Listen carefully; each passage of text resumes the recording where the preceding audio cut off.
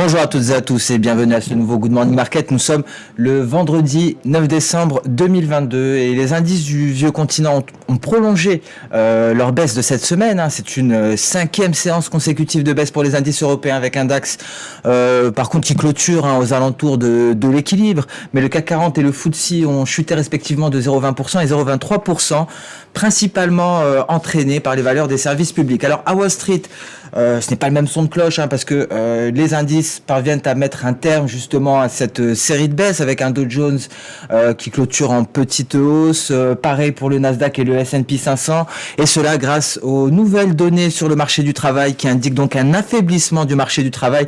Je vous rappelle que c'est ce qu'attendent les opérateurs parce qu'un marché du travail robuste ne permettrait pas à la Réserve fédérale américaine d'adoucir le ton et donc elle serait forcée de maintenir le rythme de hausse de taux d'intérêt à hauteur de 75 points de base. Ce que l'on attend, ce sont des hausses plus réduites de 0,5%, ce qui devrait booster considérablement le sentiment de marché. Et donc, ce chiffre sur le marché de l'emploi aux États-Unis, ce sont les demandes, les inscriptions hebdomadaires au chômage qui ont augmenté donc la semaine dernière, parce qu'on prend connaissance des chiffres de la semaine précédente, et donc une hausse de 230 000.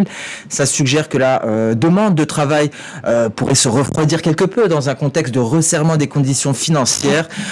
Et bien entendu, l'espoir des investisseurs est que cela atténue quelque peu la position au quiche de la Réserve fédérale américaine. Et donc ces chiffres des inscriptions hebdomadaires au chômage sont bel et bien conformes aux chiffres de l'ADP, des chiffres dont on a pris connaissance récemment, et contrastent avec les données du NFP.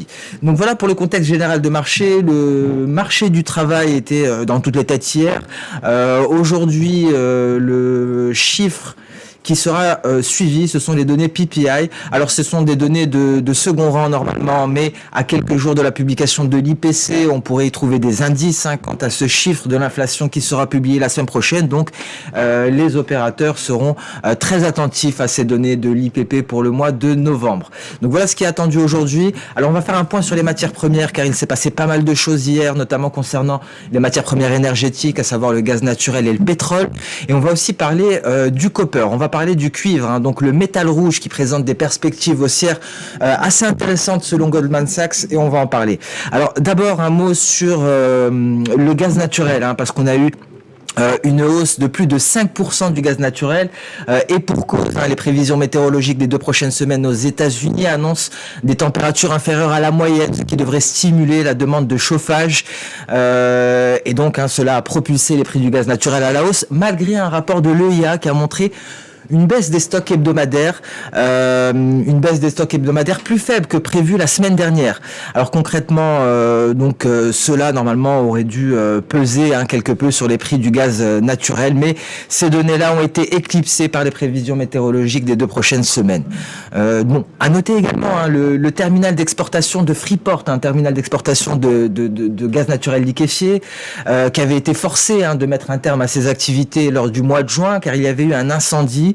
Ne sera opérationnel que d'ici la fin de l'année. Donc encore un retard dans l'approbation réglementaire en attente. Donc cela... ce qui est une bonne chose d'un point de vue domestique aux États-Unis, mais c'est une mauvaise chose pour l'Europe, parce que cela ne permettra pas aux États-Unis d'exporter les quantités de GNL promises au vieux continent, mais cela permettra de servir la demande domestique, l'usage domestique aux États-Unis, et donc c'est quelque chose qui pèse clairement, qui pourrait peser sur les prix du gaz naturel américain. Et je vous rappelle que chez XTB on propose le gaz naturel américain et non le gaz naturel européen. Voilà pour le gaz naturel. Donc un mot aussi sur le pétrole. Il y a eu pas mal de nouvelles hier. Le Brent de la mer du Nord et le pétrole WTI ont approfondi leur baisse pour atteindre des niveaux qui n'ont pas été revisités depuis fin décembre 2021, depuis près d'un an. Mais les acheteurs sont revenus sur le marché lorsque l'on a appris qu'au moins 20 pétroliers transportant du pétrole russe ont subi des retards dans la traversée vers la Méditerranée depuis les ports russes de la mer Noire à Novorossiysk en raison d'orages. Alors donc cela a permis aux acheteurs de signer leur grand retour sur le marché après une baisse conséquente. Alors, ce qu'il faut savoir, c'est qu'on a eu également des espoirs de reprise de la demande en provenance de Chine. On en a parlé. Cela a alimenté les hausses. Pékin a récemment annoncé l'assouplissement de certaines restrictions liées au Covid. Xi Jinping a fait part de sa volonté d'augmenter le commerce de pétrole brut avec l'Arabie Saoudite, selon l'agence de presse Xinhua. Je vous rappelle que l'Arabie Saoudite, d'ailleurs, propose des discounts à ses clients asiatiques. Donc, la Chine n'hésite pas et saisit cette occasion pour augmenter le commerce avec le Royaume d'Arabie Saoudite. Par ailleurs, on notera que TC Energy a déclaré un cas de force majeure sur l'oléoduc Keystone. Alors, Keystone, c'est un oléoduc très important qui relie le Canada aux États-Unis, et donc il y a eu des fuites sur cet oléoduc. C'est un oléoduc qui a une capacité de plus de 600 000 barils de brut par jour, et donc ces transferts de brut ont été interrompus après des fuites qui ont été constatées, un peu comme ce que l'on a vu sur Nord Stream récemment. Voilà pour le pétrole brut. Un mot à présent sur le copper, le métal rouge. Ça fait longtemps qu'on n'en a pas parlé. Sachez que Goldman Sachs a présenté ses prévisions récemment.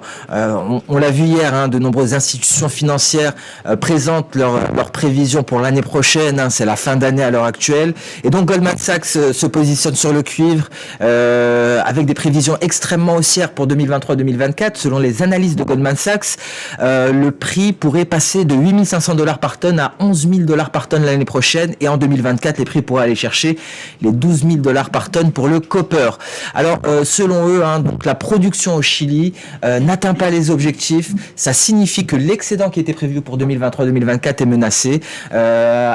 Mais à savoir que les stocks sont déjà proches de niveaux records à l'heure actuelle. Donc voilà pour les matières premières, il y avait pas mal de choses à dire. On va s'intéresser à présent aux techniques. Comme on peut le voir, les baisses sont assez conséquentes ce matin sur les indices boursiers européens. Des indices boursiers européens qui ont du mal à réellement se redresser. Wall Street a quelque peu réussi hier à sortir à la tête de l'eau, mais en Europe, la situation est un peu plus compliquée d'un point de vue technique. Il y a quand même de l'hésitation. Aucun camp n'arrive à réellement prendre la main sur le DAX, que ce soit du côté des acheteurs ou des vendeurs. On est toujours aux alentours des 14 200 points à l'heure actuelle, et je vous alerte encore une fois sur ce support qui pourrait être testé, qui représente un récent sommet, et si celui-ci venait à être franchi, je pense que l'on pourrait casser la Kijun et approfondir les baisses en direction des 13 400 points, voire pourquoi pas pour aller tester le nuage en données journalières. Alors en données H4, on le voit clairement ici, cette reprise de contrôle de la part des vendeurs, et un signal Ishimoku qui nous a été fourni récemment et qui a été validé par la Laginspan. Alors est-ce que les données PPI vont permettre d'améliorer le sentiment en cette fin de semaine, ou est-ce qu'on va terminer la semaine comme on l'a commencé dans le rouge? Je vous rappelle que les indices européens étaient vêtus de rouge toute cette semaine. Alors on passe à présent au Nasdaq à Wall Street. Donc le Nasdaq retrouve des couleurs. Wall Street a réussi à mettre fin à cette série de baisses, contrairement aux indices européens. Donc un Nasdaq qui se redresse, un Nasdaq qui tente de se rapprocher de la borne supérieure de son nuage. Une sortie par le haut du nuage ne permettrait pas de certifier qu'on va assister à un rebond durable, parce qu'on a cette fameuse résistance, cette moyenne mobile à 200 périodes qui se dresse à ce niveau-là. Et je pense qu'il sera compliqué de sortir par le haut du nuage.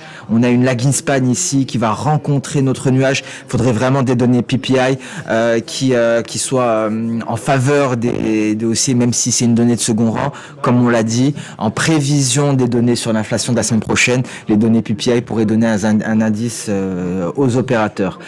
Et donc en données H4, pas grand chose ici. On peut très facilement imaginer que ce rebond pourrait prendre fin à ce niveau-là, au niveau de Kijun, et au niveau la Laginspan vient tester le nuage. Alors la situation est similaire pour tous les indices américains, un rebond qui se prolonge aujourd'hui pour le marché futur, car ici les indices américains cash sont fermés pour le moment, et donc un rebond qui se poursuit, rebond sur le retracement de Fibonacci de 23,6% pour le S&P 500, avec pareil une même target à court terme, cette moyenne mobile à 200 périodes qui pourrait freiner les hausses. On l'a abordé cela aussi hier. Alors en données H4, ça ressemble beaucoup au Nasdaq, et on peut voir les difficultés rencontrées par la Laginspan depuis qu'elle est entrée au contact de la borne inférieure du nuage Ishimoku. Le Dow Jones à présent, pareil, un rebond en cours.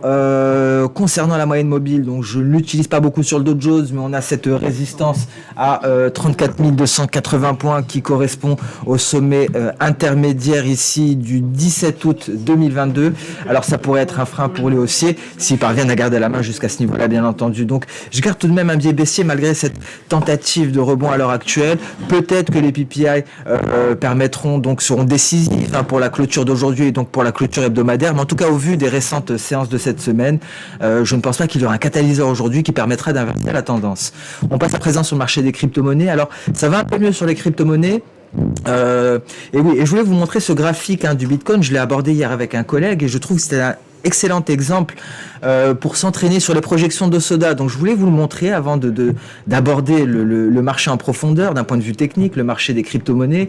Donc pour ceux qui souhaitent s'entraîner sur les projections de Soda, n'hésitez pas à le faire sur le Bitcoin. Ça fonctionne très bien en données journalières, je trouve cela plutôt clair. Comme vous pouvez le voir, cela vous permettra de bien comprendre tous les mouvements. Vous pouvez voir les mouvements sur les 2 dernières années, depuis 2020 par exemple, voire 2021, et vous amuser à tracer les différentes projections de Soda, comme ici en sortie de triangle ascendant, une figure à connotation baissière, et donc avec une projection de Soda qui permettait de déterminer le creux. Même topo ici au début de l'été 2021 avec cette projection de Soda qui nous a emporté par des records historiques, notre point D, et ensuite la projection de Soda qui part du record historique aux alentours des 68 000 $, et qui nous ramène ici vers un creux que l'on avait atteint, et donc cela vous permettra de faire la main un petit peu sur les projections de Soda. Alors aujourd'hui on en est là, peut-être un triangle à connotation haussière. On attend une éventuelle cassure de la borne supérieure pour pouvoir espérer un retour au-dessus des 20 000 $. Donc voilà où nous en sommes d'un point de vue Bitcoin. Très intéressant de vous entraîner sur les projections de Soda si ça vous intéresse. Et donc concrètement à l'heure actuelle, cette figure en épaule inversée revient d'actualité, étant donné qu'on est en train d'essayer de casser la ligne de coup à l'heure actuelle. Cassure de cette ligne de coup nous permettrait peut-être d'aller chercher éventuellement les 18 600 $ sur le Bitcoin. Le nuage a réussi à endiguer les baisses pour le moment. Alors l'Ether, même topo pour l'Ether, simplement que la configuration technique en données journalières diffère quelque peu.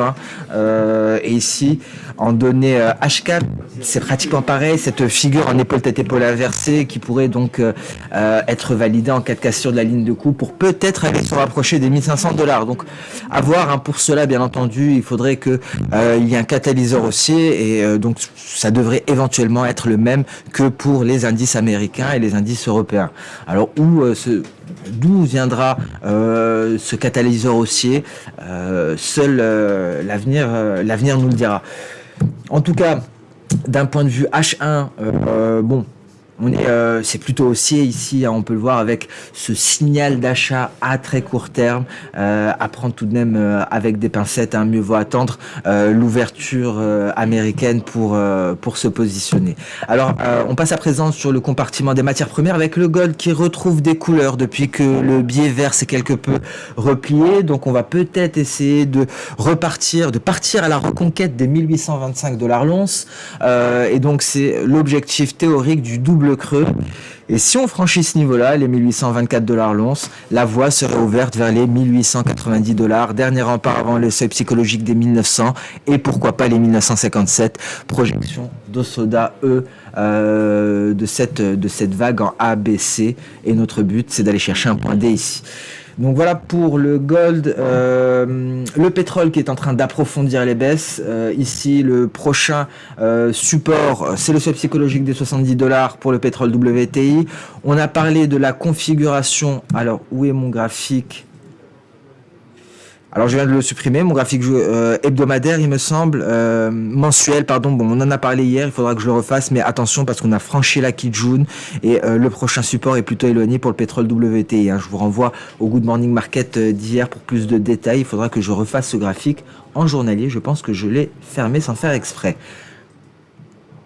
Alors d'un point de vue H4, bon alors vous le voyez, le scénario du figure en épaule-tête-épaule, on en est bien loin à l'heure actuelle, et donc la baisse est en train de s'approfondir. On peut peut-être essayer de déceler ici une projection d'Osoda qui pourrait nous donner le support à aller chercher. Ici, je pense que c'est une projection E. Alors, projection E, effectivement, et c'est plutôt bas tout de même, hein, $64. Bon, à voir si cela va se concrétiser. En tout cas, cela confirmerait nos craintes, hein, ce dont on a parlé hier lorsque l'on a abordé le graphique du pétrole en données mensuelles.